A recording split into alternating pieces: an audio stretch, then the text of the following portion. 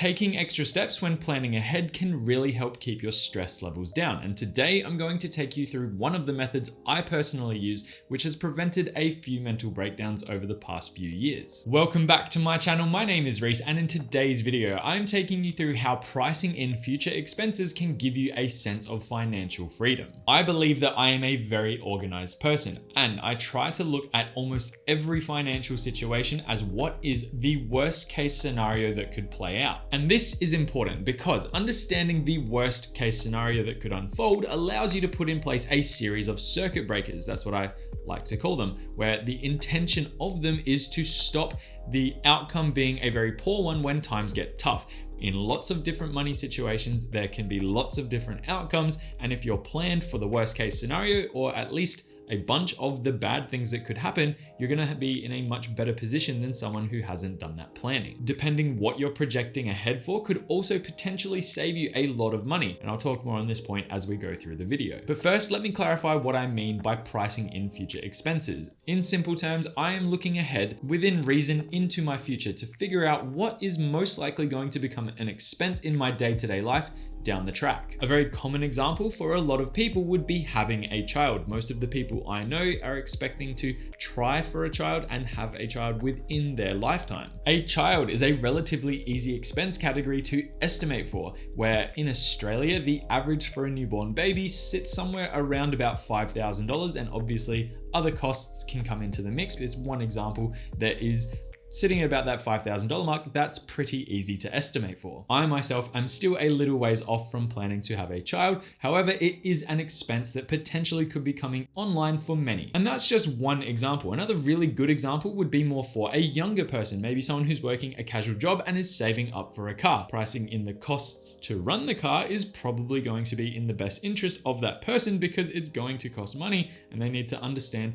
where that's going to come from and how that's going to affect their lifestyle. In that instance, you're going to be paying for petrol, maintenance costs, insurance, and registration on top of just the car in general. And that comes with a price. Where being able to buy a car is a fantastic achievement. But if you're stressing every single day on where money is going to come from to run it, that's going to not make you feel great about driving that car. It's going to be a burden or a weight on your shoulders. And I have known people to be in this situation before with things like a car purchase, and it's just, they didn't do enough forward thinking to put themselves in a position that they could really enjoy that purchase. Instead, it changed their whole lifestyle at that age group, and it really affected them until they got their shit together. And just to wrap up the example section of this video, there are a few others that come to mind, being things like your cost of living increasing, things like your groceries, petrol spending are just two very common ones we have seen here in Australia, and I'm pretty sure around the rest of the world as well. Another one that definitely should be factored in is any running costs if you are thinking about purchasing a property, even as an investment. Ultimately, you should have some idea of expenses that you should expect to be coming online into your day-to-day life as time goes on. This should be pretty easy to forecast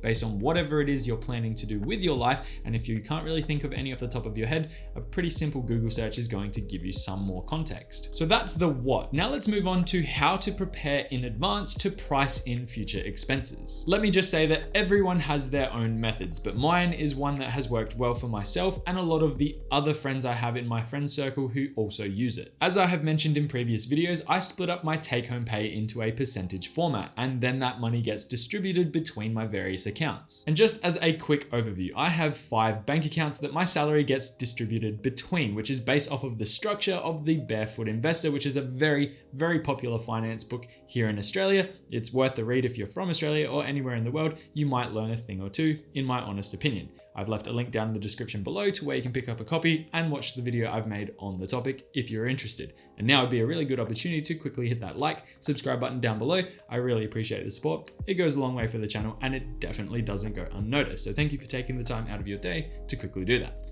Anyway, out of those 5 accounts, in account number 1, I put 15% of my take-home pay, which is for everyday spending purposes. Anything that I spend money on that I do not need to spend money on to live my life.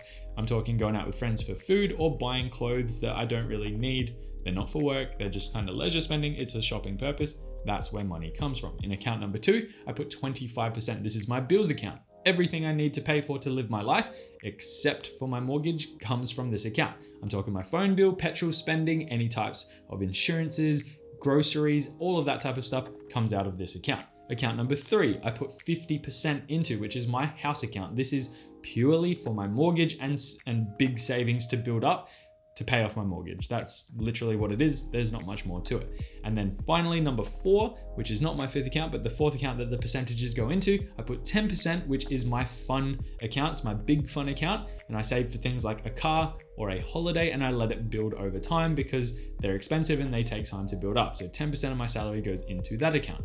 My final account, my 5th and final, I put $50 every single time I'm paid. That is my emergency fund. I've let it build up over the number of years that I haven't had to use it, and now it's at a pretty stable place. So $50 every single time I'm paid is more than enough. I'm quite happy with the sum of money that's in there. And I've made a video talking about it, so feel free to check that one out. I'll link it down in the description below as well, of why it's an important idea to build an emergency fund. I think that a lot of people should be well versed in what an emergency fund is. Definitely check it out if you're interested. Now that's context, but it's worth mentioning that everyone's situation is going to be different. Those percentages are adjustable. I know people that aren't as fortunate as I am to be able to put 50% of their take-home pay into a mortgage account or a big savings account, and what they have to do instead is kind of draw upon those percentages and place them elsewhere. If future expenses come into play that I'm not prepared for, that's where it will be coming from first. That 50% will drop down and those percentages will be shifted into other accounts. On the flip side, as my salary increases, I also adjust those percentages to basically benefit myself even more without just allowing myself to spend the newly found income. And just as a bit of an estimate as well, the norm that I've seen for that big savings account is somewhere in the realm of 20% for most people. So that's kind of context based on what I've seen. Leave a comment down below if you've seen something drastically different. Anyway, the important thing to understand about what I've just talked about is that in that bills account, that 25% of my take-home pay going into that account every time I'm paid, I am not spending every dollar that's in there.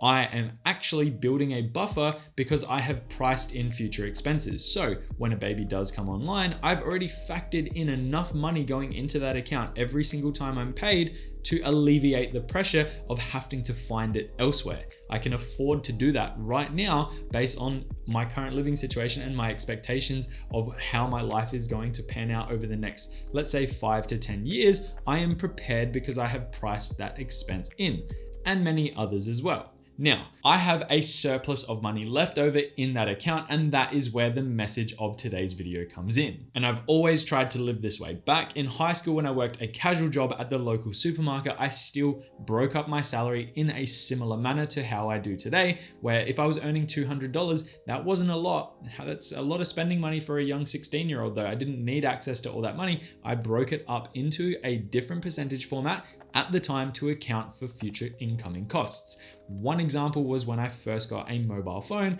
because back then not everyone had mobile phones and I had to pay for it myself to own it and to run it. And that was one really good example of how I got into doing it. And it's just carried with me all the way to today. And I am living pretty stress-free in that regard because I am well ahead of what I'm expecting to come into play. And before I wrap up today's video, I really want to put some emphasis on why this is such a big deal. It's a big deal for 3 major reasons. Number 1, that bills account is piling up. I put a lot of extra money in there that can be purposed in the meantime before that expense comes into play, because I'm living my life transferring 25% out every single time I'm paid, but the money going in there that isn't currently being used can be used elsewhere, which I'll talk more on in just a second. But number 2 is that also as new expenses come into play, I don't have to figure out where that money is going to come from, and I don't have to change a single thing I do in my day-to-day life. I just treat it as business as usual. The money is there, the same process is being followed. I'm just now actually drawing upon what I'm putting into that account. And number 3, it's a massive weight off my shoulders. I live pretty stress-free in that realm of finance because I've already put in place the plan and executed it to the point that, like I said, I do not have to change a single thing in my day-to-day life to continue living how exactly I want to live my life. And like I just mentioned, that account is piling up. So I actually cap it at $3,000. I don't need more than that in there at any one time. And with the excess, I use that to invest into various asset classes. I don't specifically want to pay off my mortgage with that money in particular. I want to put it towards things like investing in shares and crypto in the instance of, hoping to build more wealth. Because like I said, the amount that I'm taking out of my wages stays constant at 25%, but the excess can be put to good use. And that's what I'm trying to do with it. And that, in a nutshell, is how to price in future expenses. And it's also what the benefits of doing it are. You gain a lot of power when planning ahead. It really can make life a lot more comfortable. You gain access to be able to focus on the important aspects of your life, and it also removes worry and uncertainty at times that could otherwise be quite stressful. And that's a lot of power in those words as well. Keep that in mind if you're actually going to take action and do something similar along the lines of what I'm doing. I highly recommend putting it in place. It has worked out really well for me over the years. And that is pretty much where I'm going to leave you today. I hope you enjoyed today's video. I hope that it gave some insight into how you could go about doing this and why it's important to do it. If you learned something, please hit that like and subscribe button down below like I mentioned earlier. It really does help the channel grow, and I really do appreciate the support. And that is pretty much it. I will leave you there. Have a good day, have a good week, and as always, I will see you in the next one. Bye for now.